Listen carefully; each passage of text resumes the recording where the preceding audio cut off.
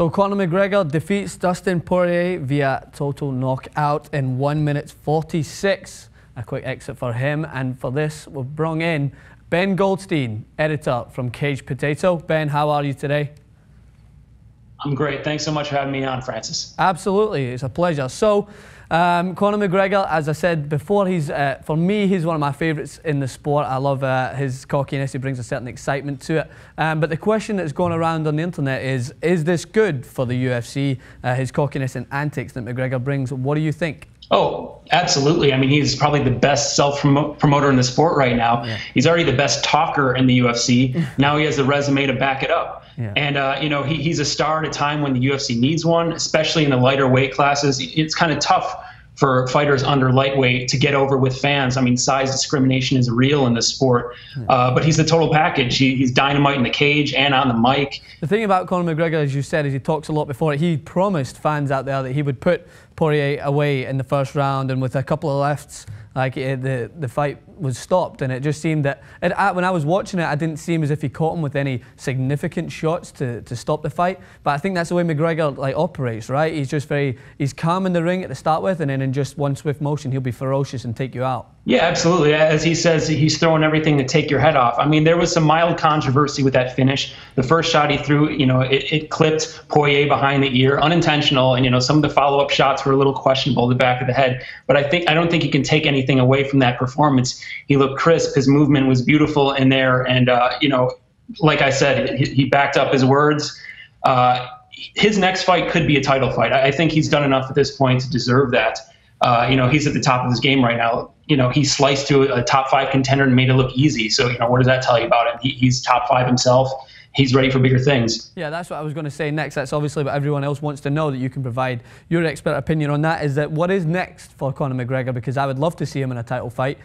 Big fan of his myself, and I would just love to see him take that next step in his career. Do you think that's on the cards?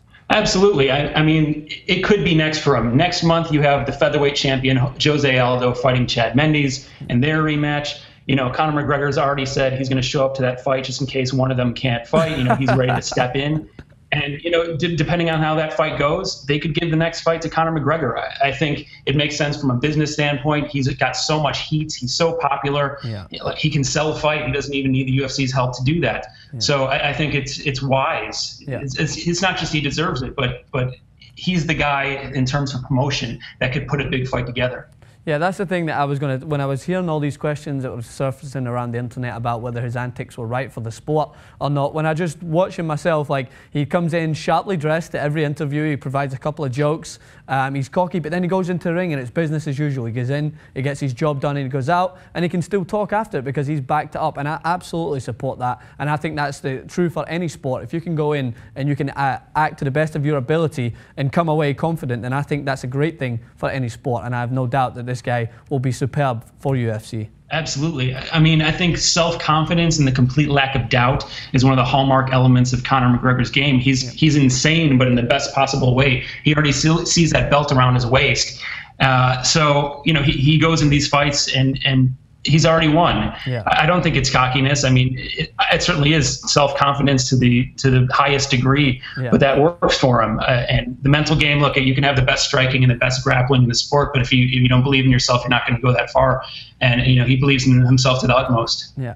I was especially impressed. I don't know if when you see him when he went to Dublin and he fought in his hometown and the whole place was rocking. I've never seen a UFC fight with that much atmosphere. Obviously, there's no secret around the office here that I'm a huge fan of soccer, and that's the sort of atmosphere that I would see back home in a football game. That I've seen that, and I was just watching. I was like, this guy really knows how to get the crowd going.